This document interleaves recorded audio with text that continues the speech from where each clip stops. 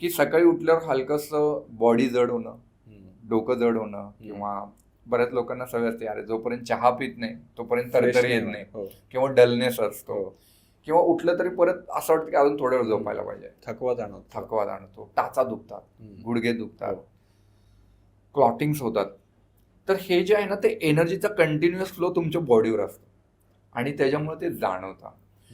आणि ह्याचा परिणाम तुमच्या आरोग्यावरती होता. आणि हेच जे मी मगाशी सांगत होतो की शेणाने जेव्हा आपण घर सारवतो, ठीक आहे, फ्लोरिंग सारवतो, तर ते जे रेडिएशन आहे ना ते वरती नाही. ओके. शेणामध्ये प्युअर कार्बन आहे, प्युअर फॉर्म ऑफ कार्बन आपण म्हणतो. तर त्याच्यामुळे काय होतं, तो रेडिएशन तिथंच थांबतो, तो वरती नाही येत आणि तिथं फ्रेशनेस राहतो, ऑक्सिजन लेवल जास्त राहतो. बरोबर. म्हणून अगोदरच्या लोकांना क्लॉटिंग्स वगैरे हा प्रकार नव्हता, कॅन्सर हा प्रकार नव्हता, टाचेदुखी. आता बरेच म्हणजे माझी आजी जसं मला आठवते किंवा आजोबा आठवतात, त्यांना मी कधी ऐकलं नाही की माझे टाचा दुखतात किंवा गुडघे दुखतात वगैरे.